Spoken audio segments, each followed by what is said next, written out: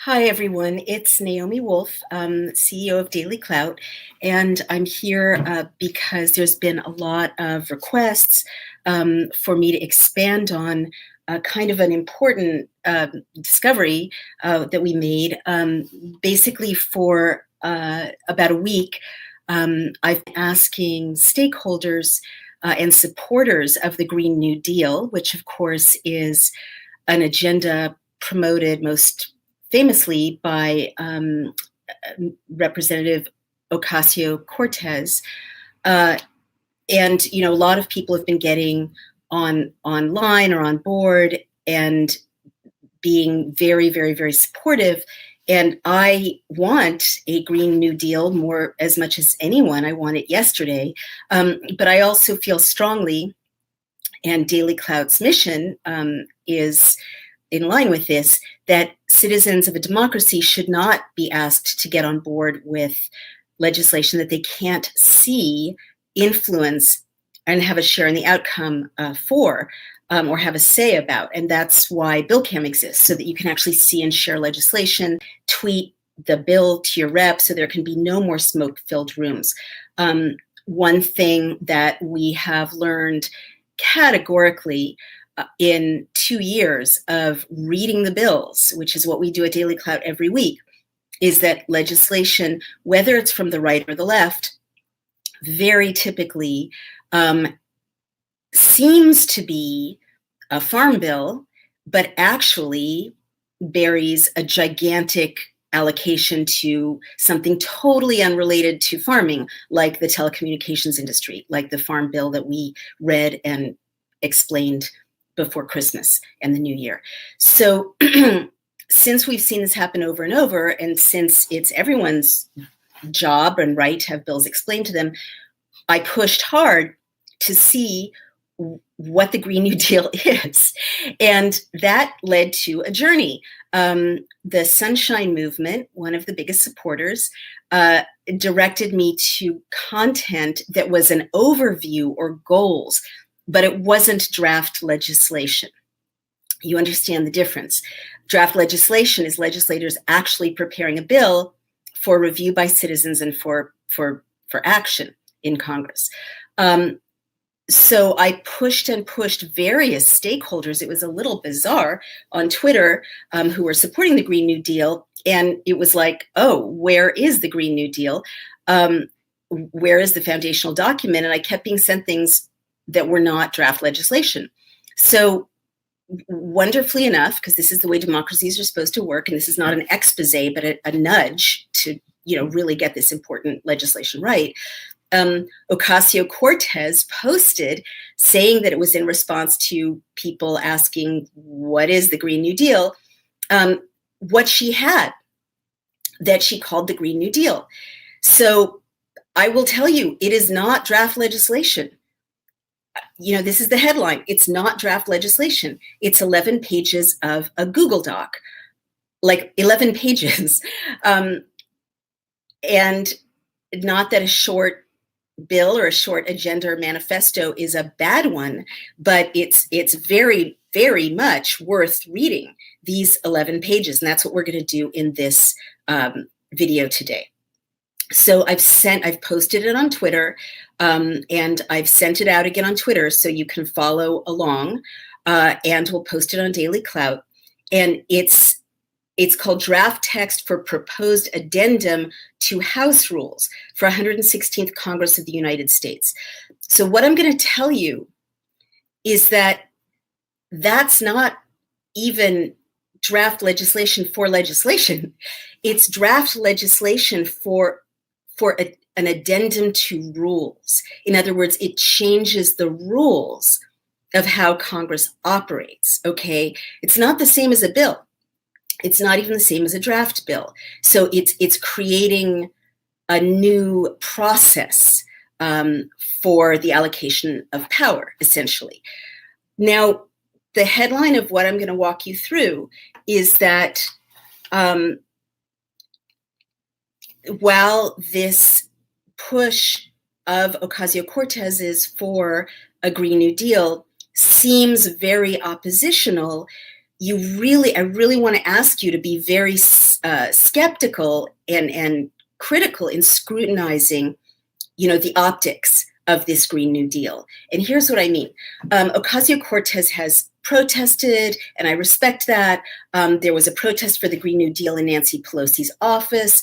I respect that. But as a former consultant to the vice president and to the campaign of the president, formally and informally, I know that that's really, really hard to pull off without security basically okaying it. You really can't just walk into a congressperson's office and protest. Security doesn't permit it. So that's of interest.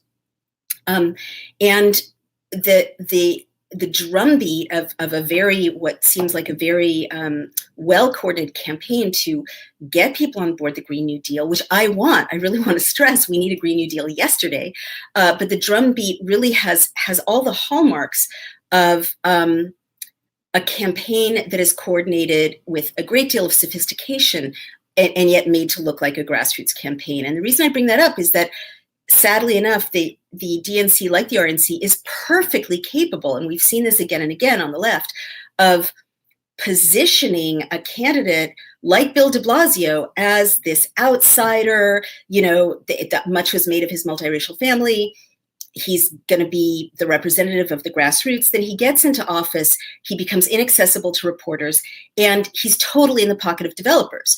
So just because someone seems really cool and, young and non-traditional and is fantastic on Twitter, she may be as awesome as many people think. I certainly respect a lot of things about Ocasio-Cortez.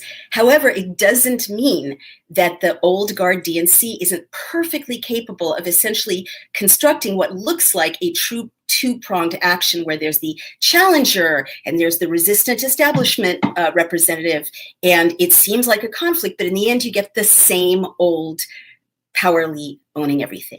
So that's the background of what I want to share with you about these 11 pages of the Green New Deal.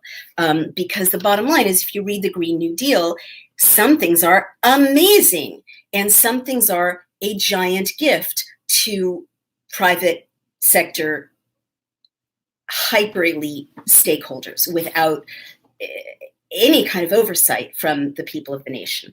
All right, so that's the background. So look then at the first page. Again, we here at Daily Clout, we teach people like what is involved with running your democracy. This is not legislation. The headline is Draft Text for Proposed Addendum to House Rules for 116th Congress. And it's about committees, commissions, and House offices. A is the establishment of a select committee for a Green New Deal. 1, establishment composition. It's hereby established, and this is the proposed change to the rules, that a select committee for a Green New Deal will be formed. So really understand, this is not delivering a bill to you or a new law. It is delivering a new form of power. These people who are sitting on this newly proposed select committee are the ones to decide what happens with the Green New Deal, okay? The composition, it'll be composed of 15 members appointed by the Speaker, of whom 6 may be appointed on the recommendation of the minority leader. It'll designate 1 member as a chair, and a vacancy in the select committee will be filled in the same manner as the original appointment. In other words, this leaves the people out altogether.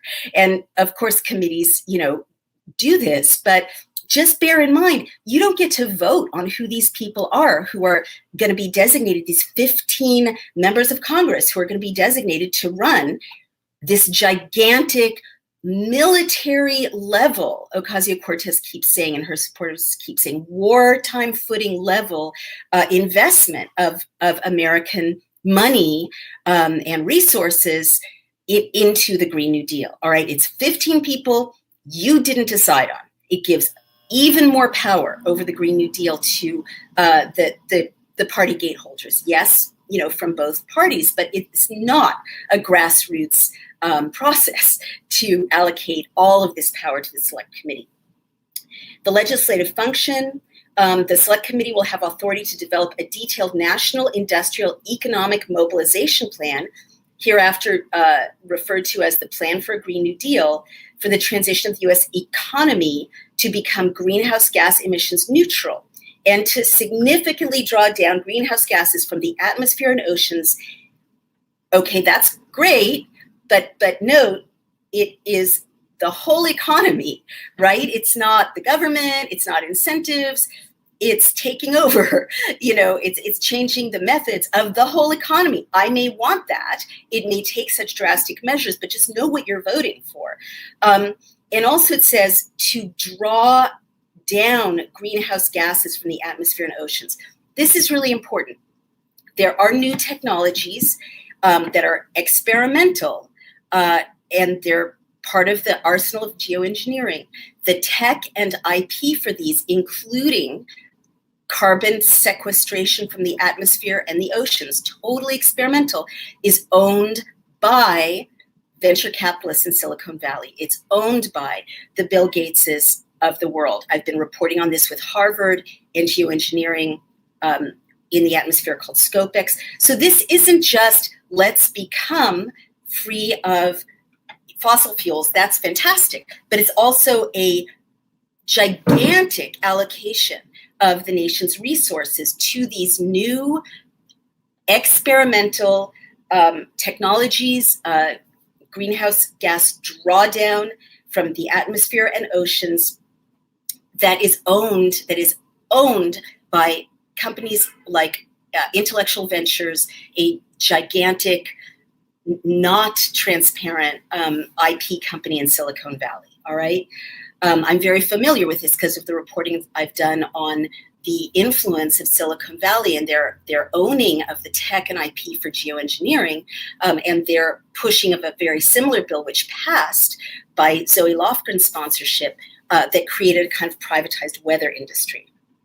All right, not only that, but also the Green New Deal will promote economic and environmental justice and equality. So it's not just about saving the planet. It folds in very intensive proposals and programs in the name of economic equality. I like economic equality. I think our country needs more of it, but it is not just a Green New Deal. It is stating in the preamble that it's about carbon emissions and it's about income disparities. All right, I may like that, but you really deserve to know that this is what's in this bill. And also you deserve to know that it's not like ordinary bills where they might address income disparities and you lobby your representative to pass that bill in various ways that are transparent. It hands over the resources, the allocation, the execution of ending those income disparities to this committee of these 15 people who are not elected by you for this committee. All right. The plan shall be prepared in consultation with experts and leaders from business, labor, state and local governments, tribal nations, academia, and broadly representative civil society groups and communities. Okay, that's nice, but I don't know if it includes you or me. B, it's driven by the federal government in collaboration, co-creation, and partnership with business, labor, state and local governments, tribal nations, research institutions, civil society groups, and committees. So it's not the government doing this, right? It's not your representatives creating a law. It hands over partnership to winners and losers in the private sector, in business, Indian reservations, which may be great, but they are not governed by the law of the United States. Winners and losers in the nonprofit world. It creates insiders who get to be lucky enough to co-create with these 15 members of Congress, right? It's got to be executed no more than 10 years from the start of execution. It provides opportunities for high-income work, entrepreneurship, and cooperative and public ownership. Well, I like entrepreneurship and high incomes, but cooperative ownership means these private sector entities are going to get to partner with a gigantic chunk of the federal government, all right? And and additionally be responsive to, in accordance with, the goals and guidelines related to social, economic, racial, regional, and gender-based justice and equality set forth in paragraph 6. So again, what worries me about this as an American is that we have that language. It's called the Constitution of the United States. It guarantees equality for all. So paragraph 6 basically rewrites the Constitution. I'm mostly a progressive, even though these days I think I'm an independent, but it is worrying to me that 15 people are going to decide better than the founders did, better than this 200-year-old document called the Constitution of the United States of America, what equality is and what justice is. And they're going to do so not using our beautiful language of the Bill of Rights. They're going to do so using their own metrics, like, and I'm a feminist and I'm anti-racist, but it worries me that these 15 people are deciding what is racial justice, what is gender justice, what is regional justice, what is economic justice, what is social justice. That's not what we elected them for, and that's not the way our government is supposed to work. All right, moving on. In addition to preparing the plan as set forth in paragraph 2A1, the select committee shall help prepare draft legislation. Okay, and they said it'll be completed in accordance with the timing. So I can't say this enough, everyone, there is no Green New Deal draft legislation. It doesn't exist. What there is this proposed change in rules that would allow draft legislation to be produced by 15 people that you didn't elect in the year 2020. All right, that's what this does. The draft legislation doesn't exist. I can't stress that enough.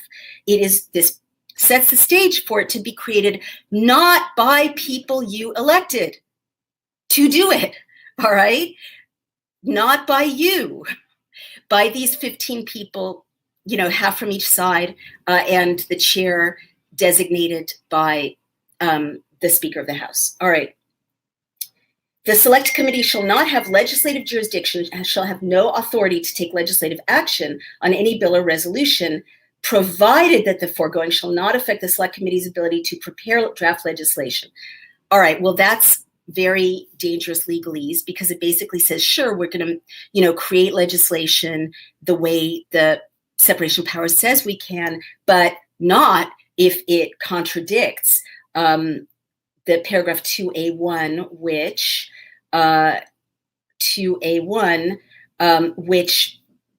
creates all of these mysterious social, economic, racial, regional, and gender-based justice and equality norms that are very vaguely set out but not identified. So basically, that's a giant loophole that allows them to not pass legislation in the normal way in this country.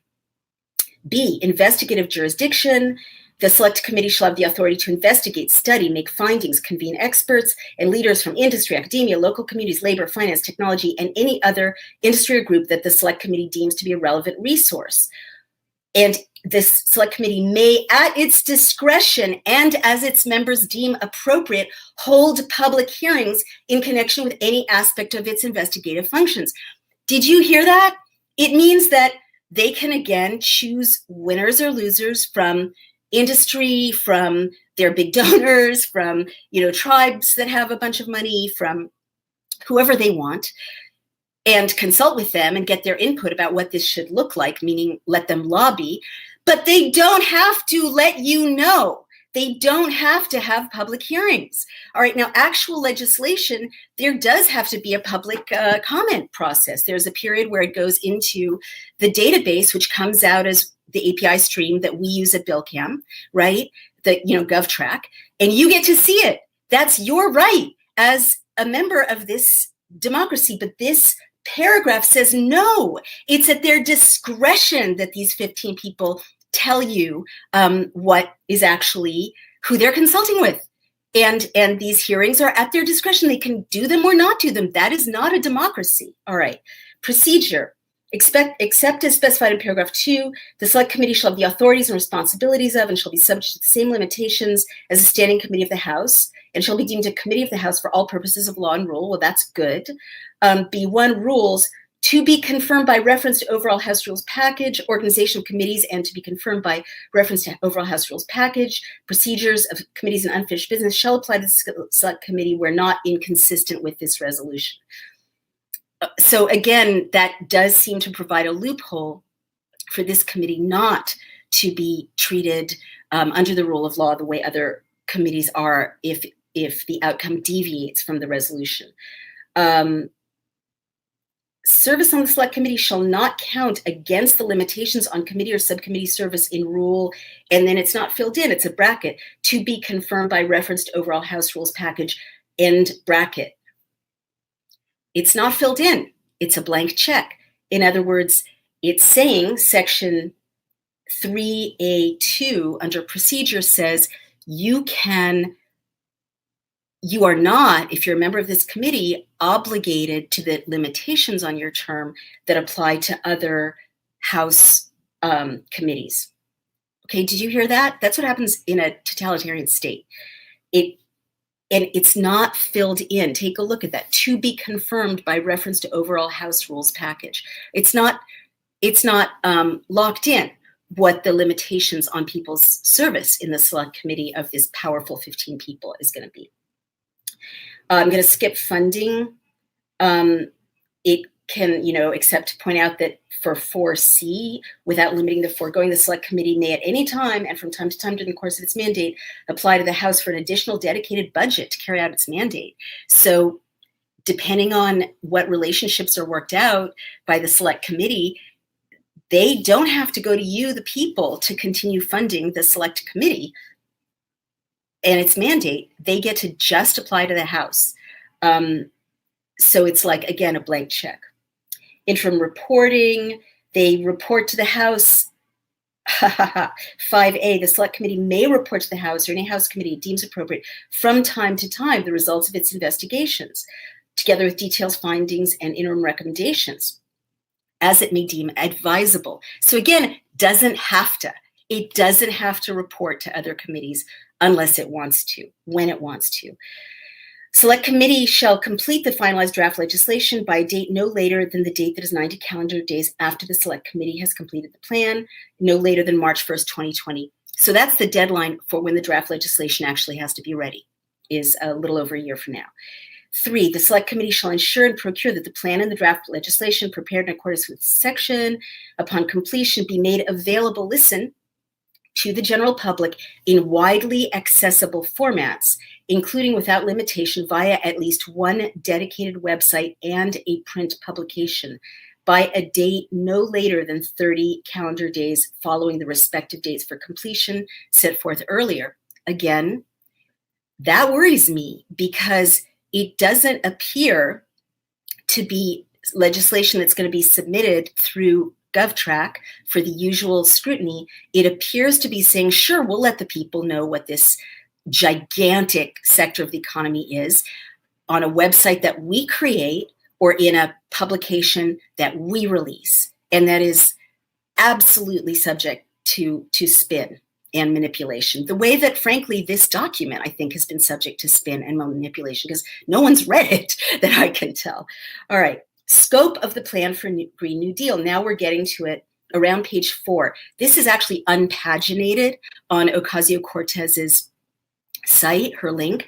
So it's hard to hold people accountable in reading it, but this would be around page 4 if it were paginated. Can you believe it? Like an unpaginated Google Doc is what this gigantic mobilization is based on. A, the plan for a Green New Deal and the draft legislation shall be developed with the objective of reaching the following outcomes within the target window of 10 years from the start of execution of the plan. 1, dramatically expand existing renewable power sources and deploy new production capacity with the goal of meeting 100% of national power demand through renewable sources. Fabulous. Love it. Who would object? That is very, very exciting. And that's terrific. No one would object to that. 2, this is very problematic. Building a national energy efficient, quote, smart grid. Now, those of you who've been following 5G and the smart grid research know that this is really a gigantic gift to the telecom industry, and it also allows unlimited surveillance of citizens. With a smart grid, anyone can find out where you are and what you're doing if they have access to the smart grid at any time.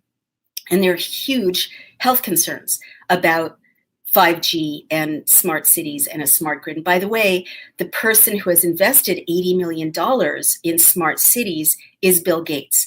And he's built, an $80 million smart city grid project in Arizona, the same place that Scopex has released what may be alumina particulates in the atmosphere, which helps conductivity of satellites and telecom. So this is very concerning. We're having all kinds of reports from Environmental Health Trust, credible peer-reviewed studies about the damage to cellular structure in people's DNA from 5G and smart grids. And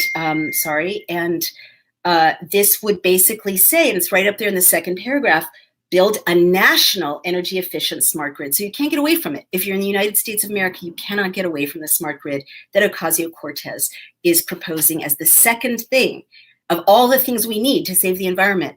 We don't need that. It does not go to energy efficiency. It is not important except for the telecom industry and surveillance.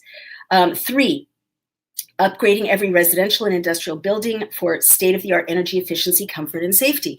I like that too. But remember, when she says every, she's not saying every government building, every school, every post office. She's saying every building. And so that means, like, just like I don't like Con Ed coming into my house with smart meter technology because it's my private space, this gives the federal government and their random unnamed partners that these 15 people will have partnered with and chosen the power to make sure that you and your house complies with this quote unquote upgrade of state-of-the-art energy efficiency, comfort, and safety. And again, whose comfort, whose safety, who's defining how I define comfort and safety in the privacy of my own home? The Democratic National Committee, no thank you. The Republican National Committee, no thank you. It's a huge open door to violate people's privacy in their homes. 4, eliminating greenhouse gas emissions from the manufacturing, agricultural, and other industries, including by investing in local scale agriculture in communities across the country. Love that. Awesome. I'm all for it. Hooray. That's what it should be doing. 5, eliminating greenhouse gas emissions from repairing and improving transportation, other infrastructure, and upgrading water infrastructure to ensure universal access to clean water. So I think that's wonderful. But again, whose ownership of this infrastructure? The Green New Deal allowed private industry like Nestle, who's buying up municipal water reserves, to partner with these powerful 15 people that this draft change to the rules establishes, right? It doesn't say we're going to make sure that government ownership of water sources and local ownership of water sources, municipal ownership of water sources is clean and not emitting greenhouse gases. It's saying everything, all of it, and all of it could be co-owned by Nestle, according to the Green New Deal. And then the last thing I want you to do is go to what would be page 6 of the Green New Deal and take a look, because this is where it gets very, very compelling indeed. And I'm just going to call that up again. What you really need to know is that on page 5 and 6, it says this is not going to be funded by the federal government, where it's not your taxpayer money that's funding the Green New Deal. It actually says, and let me call it up, that the people who are going to be in charge of the economics of the Green New Deal are not you and not your representatives. It's the private sector. Let's move down to the Green New Deal. Oh, yes. Now we're going to also say number 6, funding massive investment in the drawdown of greenhouse gases. Again, massive investment in this experimental technology, which Bill Gates owns and which venture capitalists in Silicon Valley own the IP for, right? Carbon sequestration. It is experimental. I love it, but it's not. She's not saying massive investment in electric car grids, right? That would be impactful, or massive investment in making Amtrak and national rail lines not carbon emission producing. She's not saying massive solar rollout, right? That would be incredibly impactful. She's not saying let's put solar on top of schools and hospitals and government buildings and the Pentagon. She's not saying that. All of that would make sense under a Green New Deal. She's saying we are going to shift a gigantic amount of this nation's economy with no oversight, especially no public hearings, to that handful of venture capitalists in Silicon Valley who own the IP for the drawdown of greenhouse gases, right? It's not about not creating more. It's about specifically this geoengineering process, this carbon sequestration from the atmosphere, experimental, owned by Bill Gates and his friends. And finally, 7, making green technology, industry, expertise, products, and services a major export of the United States, love that, with the aim of becoming the undisputed international leader in helping other countries transition to completely greenhouse gas neutral economies and to bringing about a global Green New Deal. So just like I don't like imperialism through the US military, I would like us to encourage a global Green New Deal, but since a Green New Deal here includes smart cities enforced on us, privatization of the water supply enforced on us through partnerships that are not accountable, massive handover of national budgets to geoengineering, IP owners in the tech world, I don't know that we want to enforce this Green New Deal on the rest of the world. I think that it's up to the rest of the world. And if they see that we're doing a great job with our own Green New Deal, which should include things that are not here, like a massive investment in solar, not here, like a massive investment in making the federal government infrastructure non-carbon emitting specifically, they're right to question our motivations if we, get our tech guys and private sector hugely funded with no oversight, and then say, okay, if you want to play with us, you have to do that too. All right. B, the plan for a Green New Deal shall recognize that the national industrial economic mobilization of this scope and scale is a historic opportunity to virtually eliminate poverty in the United States, and to make prosperity, wealth, and economic security available to everyone participating in the transformation. And this is where it really gets into not the environment. And I totally get that many critics of injustice point out that you need to tackle the environmental crisis holistically and address economic inequality. But this is a whole other thing than an environmental New Deal, this section here, which is section B1. The draft legislation shall, 1, provide all members of our society across all regions and communities the opportunity, training, and education to be a full and equal participant in the transition, including through a job guarantee program to assure a living wage job to every person who wants one. I love that, but it's a huge thing, right? It's a huge thing. And if Ocasio-Cortez can't get the people of the United States to support a job guarantee program for a living wage job for every person who wants one by straight legislation about that, sneaking it in through the back door is not democracy in my view. I like it, but my conservative friends in South Carolina really might not like it, and they really might not like having it mandated by 15 people they didn't choose and they can't oversee. 2, diversify local and regional economies with a particular focus on communities where the fossil fuel industry holds significant control over the labor market to ensure workers have the necessary tools, opportunities, and economic assistance to succeed during the energy transition. That's fine. It's a lot like Clinton retraining after NAFTA. 3, requires strong enforcement of labor, workplace safety, and wage standards that recognize the rights of workers to organize and unionize free of coercion, intimidation, harassment, and creation of meaningful quality career employment. Again, I like it, but I'm kind of a commie.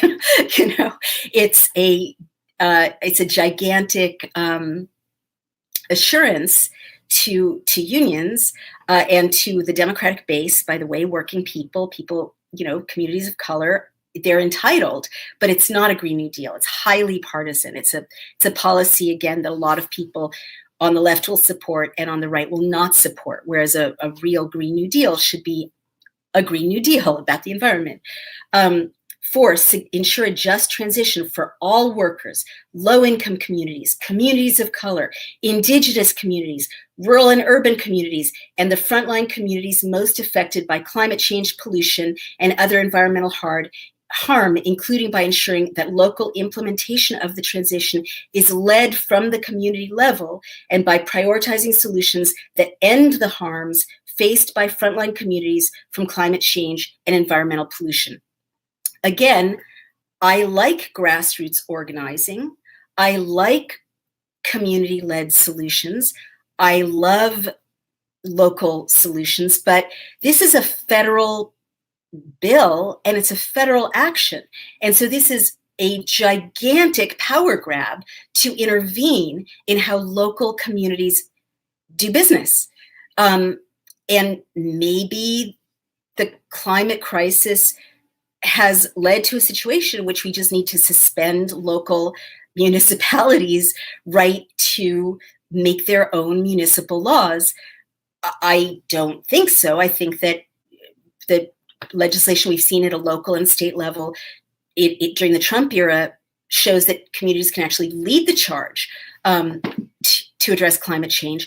But this, please understand, this gives those 15 people the power to say, no, no, no, Sebastopol, no, no, no, Charlotte, North Carolina, we know better. And we're going to tell you how to run your town, how to run your community. We're going to pick the winners or losers in your community. And I was reading, characterizations on the right of the Green New Deal as taking away local autonomy. I thought it was like crazy, hysteria. It's right here. It really does take away local autonomy. I wish I was wrong, but it actually does. In paragraph 4 of B, the Plan for a Green New Deal, around page 7, if this were paginated. 5, protect and enforce sovereign rights and land rights of tribal nations. So that's a gift to Native communities who have a lot of money these days from mineral rights. A lot of tribes do, and have powerful lobbyists in Washington. And I'm not going to, object to that, but I just think people should know about it. 6, mitigate deeply entrenched racial, regional, and gender-based inequalities in income and wealth, including without limitation, ensuring that federal and other investment will be equitably distributed to historically impoverished, low-income, deindustrialized, and other marginalized communities in such a way that builds wealth and ownership at the community level. Without limitation. This is section B, subparagraph 6. Without limitation, ensuring that federal and other investment will be equitably distributed to historically impoverished, low-income, deindustrialized, or other marginalized communities in such a way that builds wealth and ownership at the community level. Again, I like policies that strengthen the middle class and the working people. That's my politics. But this without limitation lets these 15 people and their democratic, with their democratic powers, and I historically vote Democrat, so, I'm truly objective about this. It lets them say, we will reallocate the wealth and resources from this Green New Deal without limitation to our base. That's what this says. Or we can, without oversight, without stricture. We get to do it. We 15 people and our friends and colleagues, which basically is buying a democratic victory for the rest of time immemorial, under the guise of the environment. And again, this is, this is not a conspiracy theory. It's right here. I'm reading the actual text that Ocasio-Cortez sent after prodding from me and Daily Cloud and not that many other people that I could see. But other people after they noticed our tweets that there was no Green New Deal. Where was it? This really isn't unusual. It's not just the Democrats are doing what the Republicans have always done, but it's not grassroots activism about the environment right here. It's basically using a real thing, which is the real environmental crisis and the huge opportunity, the blank check that people are really willing to give someone who purports to have a solution, sprinkling in fantastic and very needed policies, but also sprinkling in, hoping you won't notice, gigantic gifts to their own constituents. Gotcha? Gigantic pork to their own base. And we just know that marginalized communities tend to vote Democratic instead of Republican. They get all the wealth in this. I like income equality, but this is an unchecked blank check for communities that who defines? Am I marginalized? I'm an upper middle class white woman in the West Village, but I have a gender. Do I get some of the money? I mean, it literally leaves undefined and up to the discretion of these 15 people who their friends are, who get the unlimited transfer of wealth from this gigantic program. C, and this is very important, and this is the last page. It's about page 6, if this was paginated. It's a brief document. C, who funds it? How does the funding work? Listen carefully. The plan for the Green New Deal and the draft legislation shall recognize that the innovative public and other financing structures are a crucial component, bad grammar, whatever, in achieving and furthering the goals and guidelines relating to social, economic, racial, regional, and gender-based justice and equality, and cooperative and public ownership set forth in paragraphs 2A1 and 6B. Again, not about the environment, about unspecified norms of racial, economic, social, regional, and gender-based justice and equality, which presumably our Constitution has already spelled out very effectively for the last 200 years, right? And it also stresses that the financing structures are going to be cooperative as well as public ownership. So that means private industry in partnership with public ownership. That means that they can engage in eminent domain. They can take private ownership, as I read this, if this Green New Deal calls for it. But they can also pick, as I keep saying, their friends, their buddies on Wall Street, their buddies on Silicon Valley, their buddies at home, their high net worth donors to be the cooperators in this gigantic New Deal. And again, let me remind you, the actual New Deal in the Depression, which is the model for this, it didn't create public-private partnerships in any substantive way. It was the federal government. It was accountable. It was your tax dollars. That is not what this creates. This absolutely okays public-private partnership. I'm sorry to be shifting around. I have as some of you know, I have spina bifida, unfortunately, so it's hard for me to sit still for 45 minutes, but I'm almost done.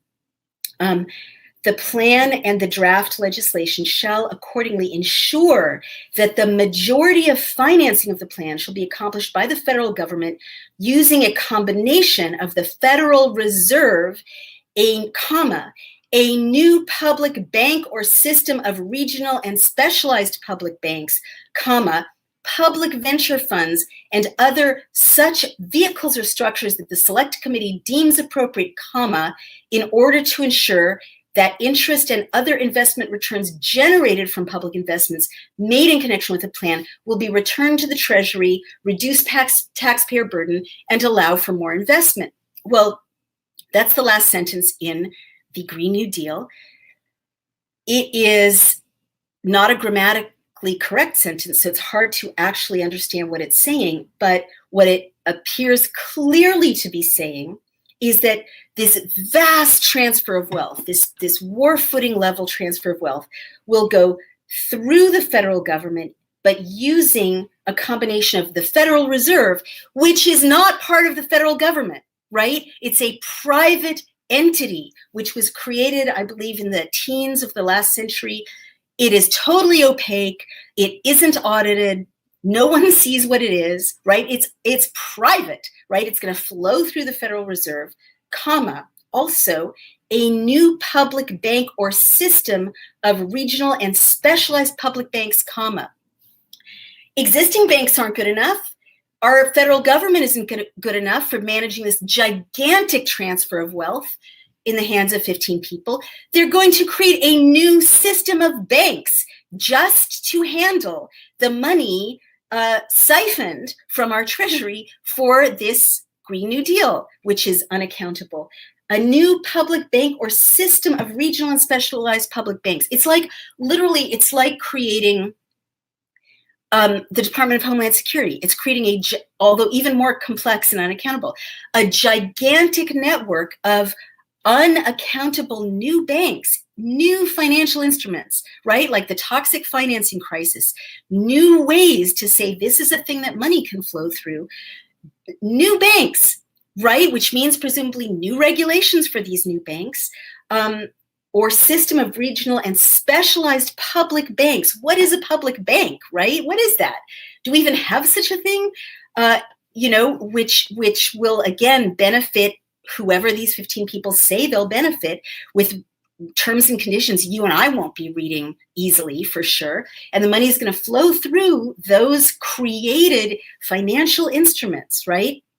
And not only that, other such vehicles or structures that the select committee deems appropriate. So they could flow the money through the Bahamas legally, according to this. They could flow the money through their nephew's bank account if that's a structure that they deem appropriate, according to this. It's not saying through, in a way that's overseen by the Office of Management and Budget. It's not saying through allocation by Congress. It's sending the money out of Congress, out of congressional appropriations, into this mysterious, uncreated, newly to be created set of the Federal Reserve, private entity, unnamed, newly created banks, right? Not even existing banks, which have to comply with the law as it stands and be audited and be accountable, and other structures, other financial vehicles, if these 15 people think it's appropriate. They could take the $1 trillion they're aiming to have allocated, at least if it's a wartime footing of financing, and flow it through any damn financial vehicle they want with any rules, according to paragraph C of the last section on what would be about page 6, the final section. So that should blow your mind and raise every kind of alarm. And then they say, in order to ensure that interest and other investment returns generated from public investments made in connection with the plan will be returned to the Treasury. What is that even? Like, how? You're going to invent new banks with rules that we haven't even seen, and that's the way that you're going to make sure that the return on the investment goes back to the Treasury? Like, that's not even a thing in capitalism. There's no rule that says that these alleged new banks have to send the returns back to the federal government. The Federal Reserve certainly doesn't have to send the investment returns back to the federal government. Your buddy on the golf course, according to this, gets to open a bank or a financial instrument and keep the investment returns and say to you, oh yes, I sent it back to the federal government, so it goes back to the Treasury. But even if it is thoroughly compliant, with the kind of weirdly socialistic language of this paragraph, let's play it out the way presumably socialist Ocasio-Cortez seems to think it might work. Even if you got like an actual public bank to absorb this vast money, and you actually had some way to make sure that they put the interest of this gigantic investment back into the federal government Treasury, it is still a gigantic nationalization / privatization in hands that are not the free market of a gigantic sector of our economy. And you really need to think about that wherever you are on the political spectrum.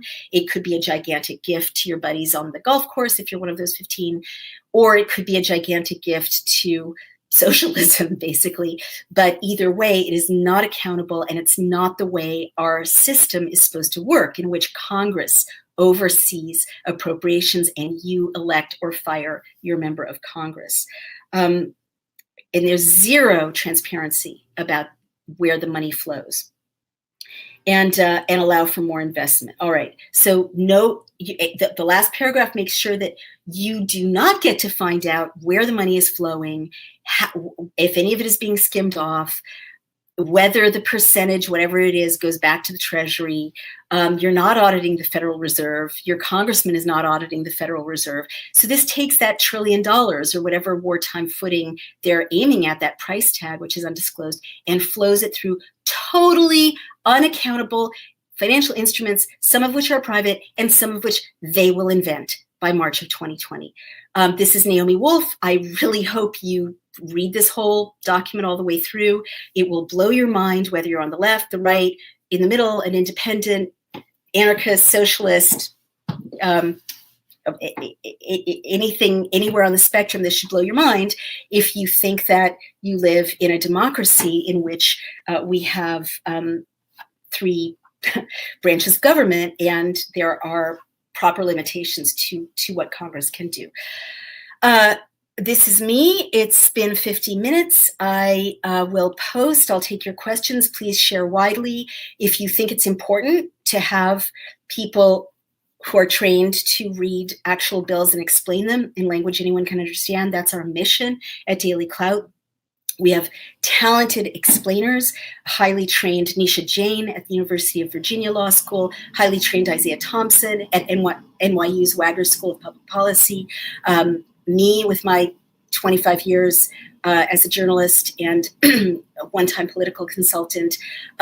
We have incredible explainers. And if you think that this mission is important, please, it takes resources to keep our servers going, to keep our workers paid. So please subscribe, become a founding member of Daily Clout. Do all you can to share our work, and please send around this important analysis of a big bill.